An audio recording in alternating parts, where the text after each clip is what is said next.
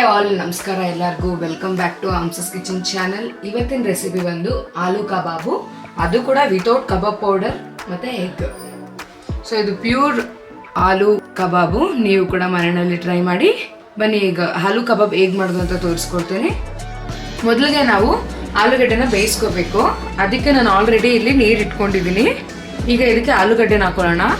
ಆಲೂಗಡ್ಡೆ ಸಿಪ್ಪೆನ ನಾನು ಆಲ್ರೆಡಿ ತೆಗೆದಿಟ್ಕೊಂಡು ಈ ರೀತಿ ಕಟ್ ಮಾಡಿ ಇಟ್ಕೊಂಡಿದ್ದೀನಿ. ಇದನ್ನ ನೀರಿಗೆ ಹಾಕೊಂಡು ಒಂದು 3ರಿಂದ 5 ನಿಮಿಷ ಬೇಯಿಸ್ಕೊಳ್ಳೋಣ. ಆಲೂಗಡ್ಡೆ ಈ ರೀತಿ ಬೇಯಿಸ್ಕೊತಾ ಇರ್ಬೇಕಾದ್ರೆ ಸ್ವಲ್ಪ ಉಪ್ಪು ಹಾಕೊಳ್ಳೋಣ. ಈಗ ಇದನ್ನ ಒಂದು 5 ನಿಮಿಷ ಬೇಯಿಸ್ಕೊಳ್ಳೋಣ. ಆಲೂಗಡ್ಡೆನ ಬೇಯಿಸೋದಕ್ಕಿಟ್ಟು ಈಗ ನಾವು ಮಸಾಲ ರೆಡಿ ಮಾಡ್ಕೊಳ್ಳೋಣ. ನಾನು ಈ ರೆಸಿಪಿನಲ್ಲಿ ವಿತೌಟ್ ಕಬಾಬ್ ಮಸಾಲ ಯೂಸ್ ಮಾಡ್ತೀರಾ, ಕಬಾಬ್ ಮಾಡೋದು ಹೇಗೆ ಅಂತ ತೋರಿಸ್ಕೊಡ್ತಾ ಇದ್ದೀನಿ.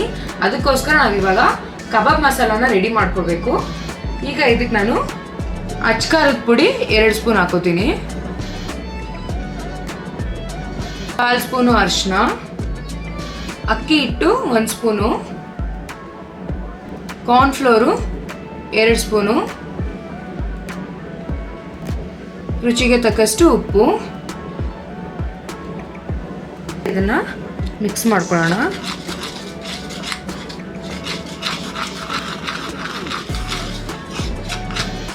ನೋಡಿ, ಕಬಾಬ್ ಪೌಡರ್ ರೆಡಿ. ಈಗ ಇದಕ್ಕೆ ನಿಂಬೆಹಣ್ಣು ಹಾಕೊಳ್ಳೋಣ. ನಾನಿಲ್ಲಿ 1 ನಿಂಬೆಹಣ್ಣು ಫುಲ್ ರಸ ಹಾಕೋತಾ ಇದ್ದೀನಿ. ನಿಂಬೆಹಣ್ಣನ್ನ ಹಾಕೊಂಡು ಈಗ ಸ್ವಲ್ಪ ಇದಕ್ಕೆ ನೀರು ಹಾಕೋತಾ ಇದ್ದೀನಿ.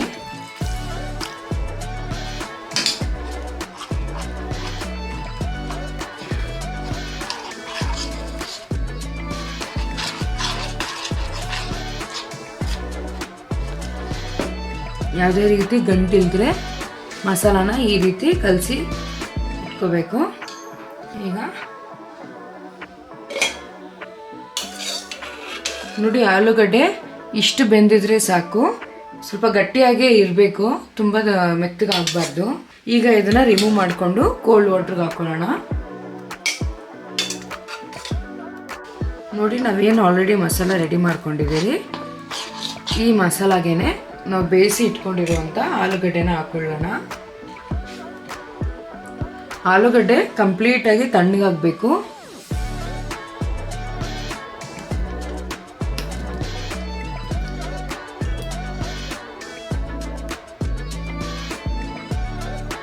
ಈ ರೀತಿ ನಾವು ಅಪ್ಲೈ ಮಾಡ್ಕೋಬೇಕು.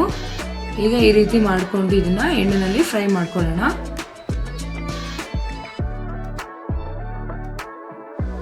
ನೋಡಿ, ಆಲ್ರೆಡಿ ನಾನು ಈ ರೀತಿ ಮಿಕ್ಸ್ ಮಾಡಿ ಇಟ್ಕೊಂಡಿದ್ದೆ. ಈಗ ಇದನ್ನ ಒಂದೊಂದೇ ಎಣ್ಣೆಯಲ್ಲಿ ಫ್ರೈ ಮಾಡ್ತಾ ಬರೋಣ.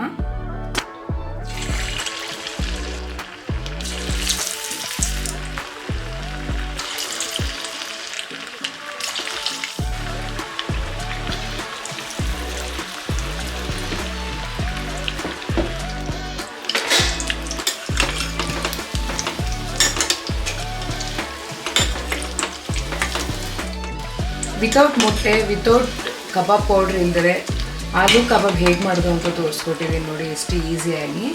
ನೋಡಿ, ಎಷ್ಟು ಚೆನ್ನಾಗಿದೆ. ಸೇಮ್ ಕಬಾಬ್ ಥರನೇ ಇದೆ. ಕಲರ್ ಕೂಡ ಹಾಗೆ ಬಂದಿದೆ ನೋಡಿ. ಸೊ ಇನ್ನೇನು ಇದನ್ನೆಲ್ಲ ರಿಮೂವ್ ಮಾಡ್ಕೊಳ್ಳೋ ಟೈಮಲ್ಲಿ ಈಗ ಇದಕ್ಕೆ ನಾನು ಕರಿಬೇವು ಹಾಕೋತಾ ಇದ್ದೀನಿ ಸ್ವಲ್ಪ.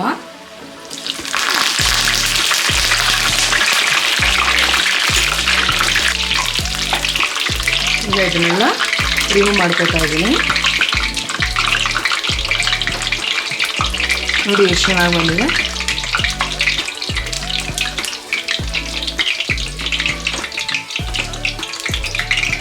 ಈ ರೀತಿ ನೀವು ಕೂಡ ಮನೆಯಲ್ಲಿ ಟ್ರೈ ಮಾಡಿ. ರೆಸಿಪಿ ಹೇಗೆ ಬಂದಿದೆ ಅಂತ ಕಮೆಂಟ್ ಮೂಲಕ ತಿಳಿಸಿ.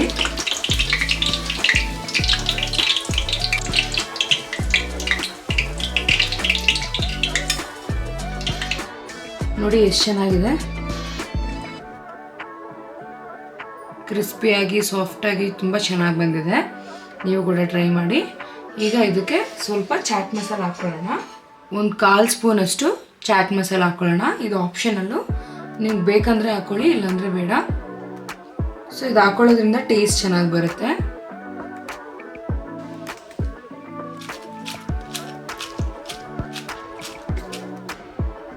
ನೋಡಿದ್ರಲ್ಲ ಎಷ್ಟು ಈಸಿಯಾಗಿ ನಾನು ವಿತೌಟ್ ಎಗ್ ವಿತೌಟ್ ಕಬಾಬ್ ಪೌಡ್ರು ಇಲ್ದಿರಾನೆ ನಾನು ಕಬಾಬ್ ಹೇಗೆ ಮಾಡೋದು ಅಂತ ತೋರಿಸ್ಕೊಟ್ಟಿದ್ದೀನಿ.